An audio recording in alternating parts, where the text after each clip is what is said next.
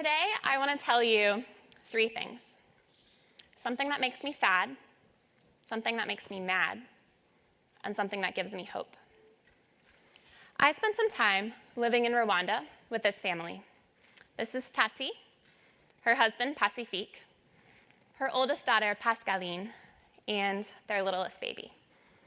They have 5 kids altogether, and I want to tell you a little bit about their lives. So every day, the morning starts when their oldest son, Camille, joins the procession of hundreds of kids heading to the nearby lake to bring water home for their family. Now, the water that Camille brings back is dirty, and it carries the risk of disease, but it's all they have. So they cook with it, and they drink it, and they hope for the best. And Tati, she spends a huge part of her day in this little metal shack you can see behind her, cooking for her family. Now, I would walk into that shack, and the smoke would be so thick that it would burn my eyes within moments.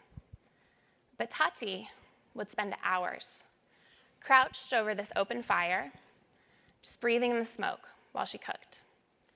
And a lot of the time, that adorable baby was strapped to her back, breathing the smoke right along with her. And at 6:30 every day, the lights would go out on their life. And anything that Tati hadn't finished yet, whether it was for her family or her dress business, had to be done by candlelight.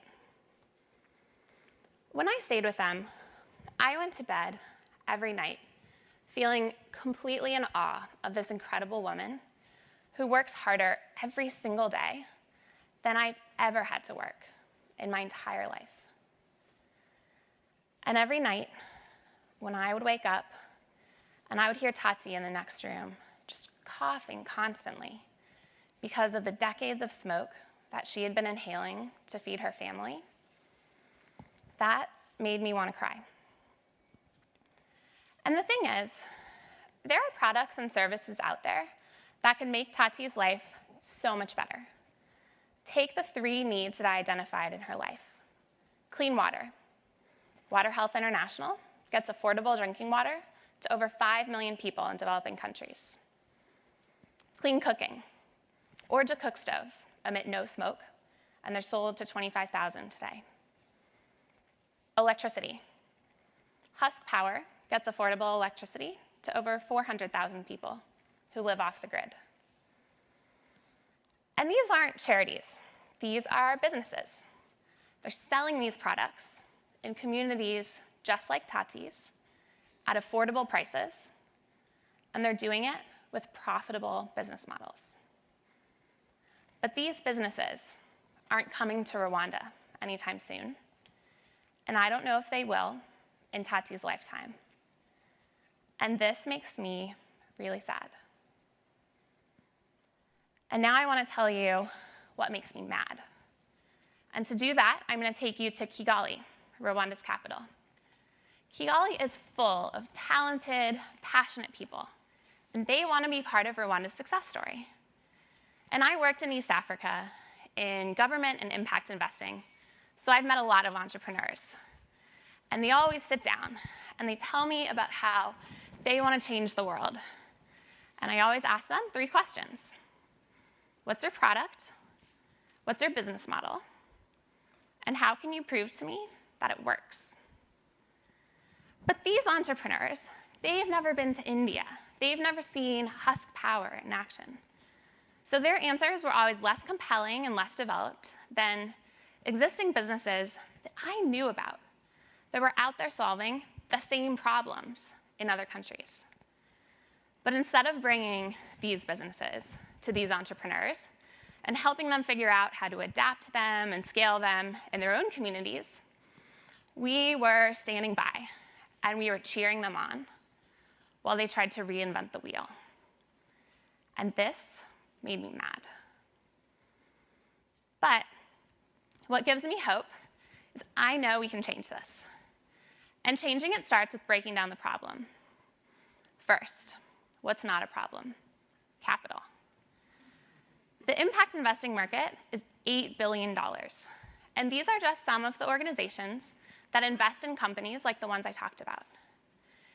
And impact investors, you can believe, they want to see the social innovation space scale up just as much as I do. So there are a lot of great conversations happening right now about what kind of capital is needed, in what stages, and in which sectors to really get the social enterprise movement to scale up. But I believe that all the capital in the world isn't going to fix this problem if we rely entirely on entrepreneurs to take their businesses to new countries. And that's because of 3 reasons. First, focus. Imagine that you're an entrepreneur in India. You've hit the holy grail. You've built a business that's serving a need in your community, and it's doing it profitably. What are you focused on first? Probably reaching as many people in your community as you can, and after that, probably reaching as many people in India as you can. And that makes perfect sense. It's probably what you should focus on. But it might take 20 or 30 years. And meanwhile, there are communities like Tati's whose lives could be changed by your business, but they're not. Second, perspective. Imagine that you are ready to scale internationally. If you've never been to Rwanda or Cambodia, how would you know where to start? And how would you find that passionate entrepreneur in Kigali or Phnom Penh who wants to solve the same problem and has what it takes to bring your business to their country and scale it up? Third, expertise. Imagine that you get yourself to Rwanda, you find the perfect market and the perfect partner. You are now entering completely uncharted territory as a manager. Managing a multinational business is a totally different thing from managing something small in your community. And you may have no idea how to take this leap or where to find the talent that can help you do that. So these 3 barriers are really big. And a lot of the time, you have social enterprises that reach this proof of concept phase. And they have the potential to scale geographically and reach a lot of lives. But they get stuck. And when they get stuck, there are a lot of organizations that are there, ready to mentor them and support them and give them money to get it over this hump. But there aren't enough capable, knowledgeable hands to physically do the hard work of taking these businesses to new countries. So a lot of them don't scale for 20 or 30 years, and a lot of them never do. This red bar represents millions of communities, just like Tati's, whose lives could be changed by existing businesses, but they're not. And that red bar is what I want to do something about.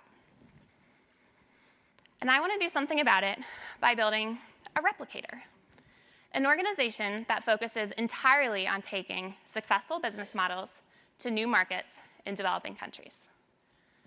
A replicator would first determine which of these social enterprises has the greatest potential to scale in new markets. And each of these dots represents a real social enterprise that's been successful in one country but hasn't scaled further.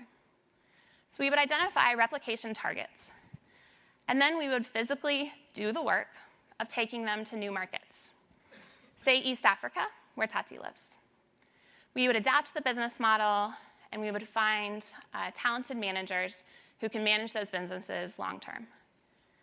And once we've done that, there would be a blueprint or a business in a box that would allow those businesses to keep on growing, maybe across the continent and maybe beyond.